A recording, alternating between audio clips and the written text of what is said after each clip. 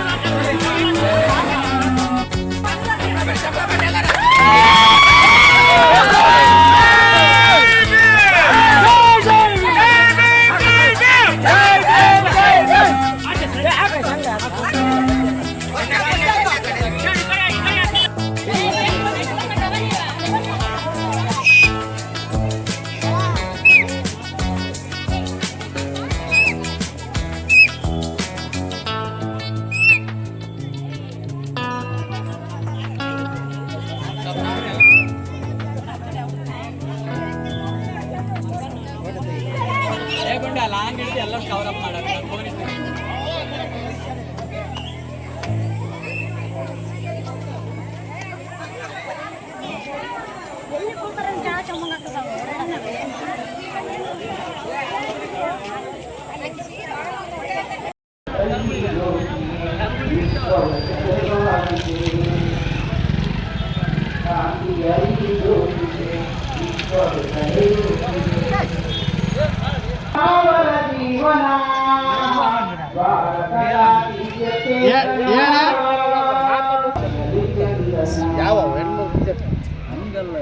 ಶಿಕ್ಷಣ ಸಂಘಟನೆಯ ಬಾಳಿಗೆ ದಾರಿಯ ತೋರಿದ ಜನನಾಯಕ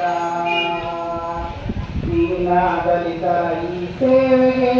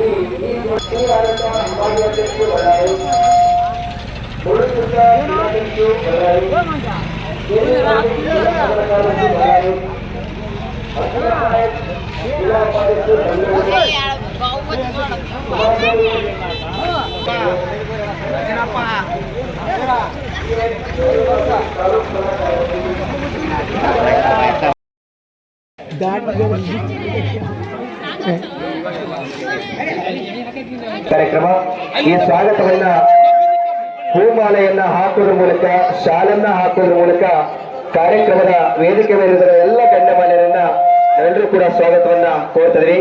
ಮೊದಲನೇದಾಗಿ ನಮ್ಮ ಸಂಡೂರು ತಾಲೂಕಿನ ದಲಿತ ಸೇನೆಯ ಅಧ್ಯಕ್ಷರಾಗಿರ್ತಕ್ಕಂಥ ಶ್ರೀಯುತ ರಾಜೇಶ್ ಹೆಗಡೆ ಅವರಿಗೆ ಹೂಗುಚ್ಛ ಹಾಕುವುದರ ಮೂಲಕ ಅವರು ಈ ಕಾರ್ಯಕ್ರಮಕ್ಕೆ ತುಂಬುವುದರ ಸ್ವಾಗತವನ್ನ ಕೋರ್ತಾ ಇದೀವಿ. ಹಾಗೆ ನಮ್ಮ ಚೌರ್ನೂರಿನ ಪೊಲೀಸ್ ಅಧಿಕಾರಿಯಾಗಿರುವಂತಹ ಚಂದ್ರಕ್ಕೆ ಹಾಗೇನೆ NKS ಮಂಜುನಾಥ್ ಅವರು ಕೂಡ ಹೂ ಮಾಲೆಯನ್ನು ಹಾಕೋದ್ರ ಮೂಲಕ ಕಾರ್ಯಕ್ರಮಕ್ಕೆ ಸ್ವಾಗತವನ್ನ ಕೋರ್ತಾ ಇದೀವಿ. ಹಾಗೆ ನಮ್ಮ ಸರ್ಕಾರಿ ಮಾದರಿ ಹಿರಿಯ ಪ್ರಾಥಮಿಕ ಶಾಲೆಯ ಮುಖ್ಯ ಗುರುಗಳು ಹಾಗೂ ಈ ಕಾರ್ಯಕ್ರಮದ ವಿಶೇಷ ಭಾಷಣಕಾರರಾಗಿ ಆಗಮಿಸಿರುವಂತಹ ಉಳುಗಪ್ಪ ಸರ್ ಅವರು ಕೂಡ ಮಾಲಾರ್ಪಣೆಯನ್ನು ಮಾಡೋದ್ರ ಮೂಲಕ ಈ ಕಾರ್ಯಕ್ರಮಕ್ಕೆ ಸ್ವಾಗತವನ್ನ ಕೋರ್ತಿದ್ವಿ. ಹಾಗೆ ಹಂಜಿನಪ್ಪ ಜಿಲ್ಲಾ ಉಪಾಧ್ಯಕ್ಷರು ಅವರು ಕೂಡ ಮಾಲಾರ್ಪಣೆಯನ್ನು ಮಾಡೋದ್ರ ಮೂಲಕ ಸ್ವಾಗತವನ್ನ ಕೋರ್ತಾ ಇದೀವಿ.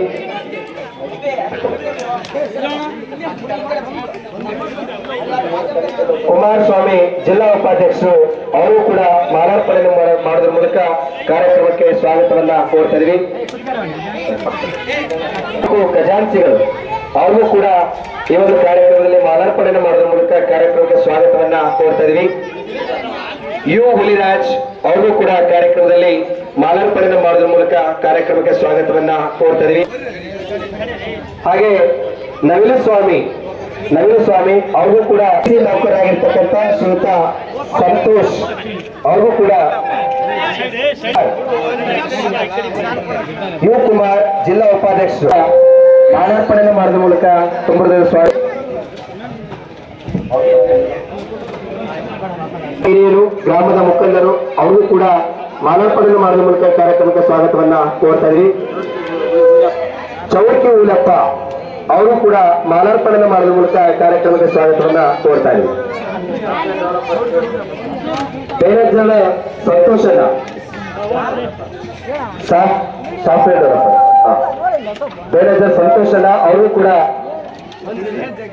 ಈ ಒಂದು ಕಾರ್ಯಕ್ರಮಕ್ಕೆ ಆಗಮಿಸಬೇಕು. ಅವರು ಕೂಡ ಮಾಲಾರ್ಪಣೆಯನ್ನು ಮಾಡೋದ್ರ ಮೂಲಕ ಕಾರ್ಯಕ್ರಮಕ್ಕೆ ದಯವಿಟ್ಟು ನಾವು ಮಕ್ಕಳನ್ನು ಶಾಲೆಗೆ ಕಳಿಸಲೇಬೇಕು. ದಯವಿಟ್ಟು ಶಿಕ್ಷಣ ವಂಚಿತರಾಗಬಾರ್ದು ನಮಗೆ.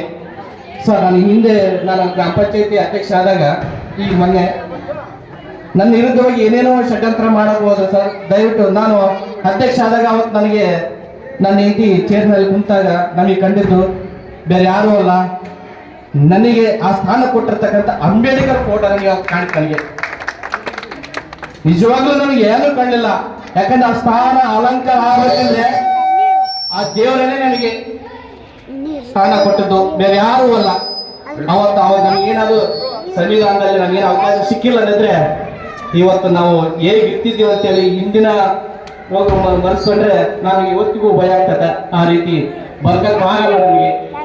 ಇವತ್ತು ಎಲ್ಲರಿಗೂ ಸಮಾನವಾಗಿ ಕೊಟ್ಟಿರ್ತಕ್ಕಂಥ ಅಂಬೇಡ್ಕರ್ ಅವರು, ನಾವೆಲ್ಲರೂ ಅಂಬೇಡ್ಕರ್ ಗುಣಗಳನ್ನು ಅಳವಡಿಸಿಕೊಂಡು ಅವ್ರ ವ್ಯಕ್ತಿತ್ವವನ್ನು ಎತ್ತಿಡಿಬೇಕು. ನಮ್ಮ ಕೇರಿ ಒಳಗೆ ಪ್ರತಿಯೊಬ್ಬರು ಡಿಗ್ರಿ ಓದ್ರಲ್ಲಿ ಏನೇ ಆಗಲಿ ಸ್ವಲ್ಪ ಏನಾದ್ರು IAS EPS ಓದಲಿಕ್ಕೆ ಅವಕಾಶ ಇದೆ ನಿಮಗೆ. ದಯವಿಟ್ಟು ಒಬ್ಬರಾದ್ರೂ ನಮಗೆ ಈ ಕೇವಲ ಪ್ರತಿಯೊಬ್ಬರು ಡಿಗ್ರಿ ಓದ್ತಾ ಇದ್ದಾರ ಅಂತವ್ರಿಗೆ ನಾವು ಮುಂದೆ ಬಂದರೆ ನಾವು ನಿಜವಾಗ್ಲೂ ನಾವು ಸಹಾಯ ಮಾಡ್ತಾ ಇದ್ದೀನಿ. ಈಗಲ್ಲ ಪ್ರತಿಯೊಂದೊಂದು ಮನೆಗೂ ನನ್ನ ಕೈಲಾದಷ್ಟು ನಾನು ಸಹಾಯ ಮಾಡ್ತಾ ಇದ್ದೀನಿ. ಬಡವರು ಸಹ ಯಾರು ಈಗ ಉಳಿಬಾರ್ದು ಸರ್. ನಮ್ಮ ಕೇರಿ ಒಳಗೆ ಅಂತ ಮನೆಗೆ ಹೋಗಿ ನಾನು ಅವ್ರಿಗೆ ಸಾಂತ್ವನ ಹೇಳಿದ ಕೈಲಾದಷ್ಟು ಕೊಟ್ಟು ಸಮಾನತೆಗಾಗಿ, ಸಾಮಾಜಿಕ ನ್ಯಾಯಕ್ಕಾಗಿ, ದೇಶದ ಸಂಪತ್ತು ಅಧಿಕಾರ ಸಮಾನವಾಗಿ ಹಂಚಿಕೆಯಾಗಬೇಕೆಂದು ಅಸ್ಪೃಶ್ಯತೆ ವಿರುದ್ಧ ಹೋರಾಟ ಮಾಡಿ ಮೀಸಲಾತಿಯನ್ನ ಜಾರಿಗೆ ತಂದಂತ ಮಹಾಮಾನವತಾವಾದಿ ಡಾಕ್ಟರ್ BR ಅಂಬೇಡ್ಕರ್ ಅವರ 135ನೇ ಹುಟ್ಟುಹಬ್ಬದ ಶುಭಾಶಯಗಳನ್ನ ಎಲ್ಲರಿಗೆ ಕೋರುತ್ತಾ ಅಂತ ಮಹಾನ್ ವ್ಯಕ್ತಿಯನ್ನ ಎತ್ತಂತ ಭೀಮಾಬಾಯಿ ರಾಮ್ಜಿ ಸಕ್ಪಾಲ್ ಅವರ ತಂದೆ ತಾಯಿಗಳಿಗೆ 14ನೇ ಮಗನಾಗಿ ಹುಟ್ಟಿ 5 ಮಂದಿ ಮಕ್ಕಳು ಅವರಿಗೆ. ಒಬ್ಬರು ಫಸ್ಟ್ ಯಶವಂತರಾವ್, ಆಮೇಲೆ ರಮೇಶ್, 3ನೇದು ಗಂಗಾಧರ, 4ನೇದು ಹೆಣ್ಣುಡಿಗೆ ಇಂದು, ಆಮೇಲೆ ರಾಜರತ್ನ. 5 ಮಂದಿಯಲ್ಲಿ 4 ಮಂದಿ ಸತ್ರು, ಒಬ್ಬರು ಮಾತ್ರ ಉಳಿದ್ರು. ಅದೇ ಯಶವಂತರಾವ್ ಫಸ್ಟ್ ಮಗ ಯಶವಂತ.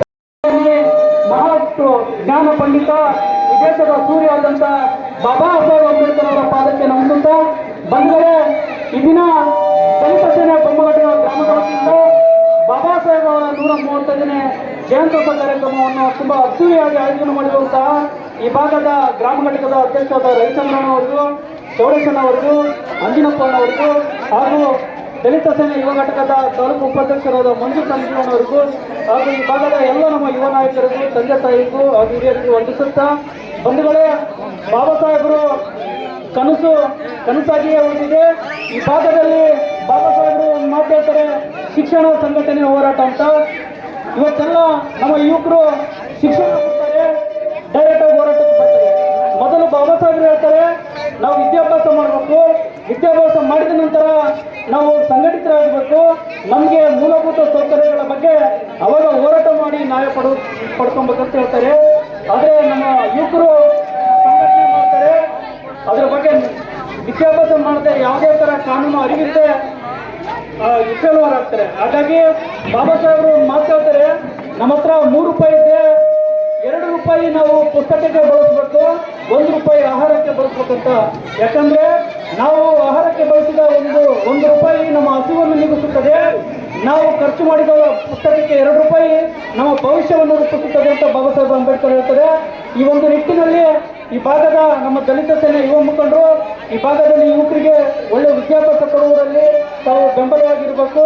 ಇಲ್ಲಿನ ಕಾನೂನು ಬಾಹಿರ ಚಟುವಟಿಕೆಗಳ ಬಗ್ಗೆ ಅವೇರ್ನೆಸ್ ಮೂಡಿಸುವಂತ ಕಾರ್ಯಕ್ರಮ ಮಾಡಬೇಕು. ಮುಂದಿನ ದಿನಮಾನಗಳಲ್ಲಿ ದಲಿತ ಸಭೆಗಳು. ಅಲ್ಲಿ ಹುಟ್ಟಿದ ಒಬ್ಬ ಬಾಲಕ ವಿಶ್ವಜ್ಞಾನಿ, ಭಾರತ ರತ್ನ ಆಗ್ತಾನಂತಂದೇಳಿ ಯಾರು ಕೂಡ ಊಹೆ ಕೂಡ ಮಾಡ್ಕೊಂಡಿರಲಿಲ್ಲ. ಅಂಥ ಒಬ್ಬ ಮಹಾನ್ ವ್ಯಕ್ತಿಯನ್ನು ಇವತ್ತು ನಾವು ಆರಾಧಿಸ್ತಿದ್ದೇವೆ.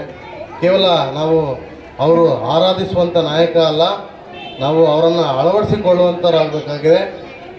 ಹಾಗೆ ಶೈಕ್ಷಣಿಕರಾಗಬೇಕು, ಧಾರ್ಮಿಕವಾಗಿ, ಸಾಮಾಜಿಕವಾಗಿ, ಆರ್ಥಿಕವಾಗಿ ಎಲ್ಲರೂ ಕೂಡ ಉನ್ನತ ಮಟ್ಟಕ್ಕೆ ಹೋಗ್ಬೇಕನ್ನೋದು ಅವರ ಆಸೆ ಆಗಿತ್ತು. ಇವತ್ತು ಒಬ್ಬ ತಂದೆ ಮಕ್ಕಳಿಗೆ ಆಸೆ ಪಡ್ತಾನೆ, ನಾನು ಒಬ್ಬ ಸಾಫ್ಟ್ವೇರ್ ಇಂಜಿನಿಯರ್, ನಾನೊಬ್ಬ ಡಾಕ್ಟರ್, ನಾನೊಬ್ಬ MLA, ನಾನೊಬ್ಬ MP.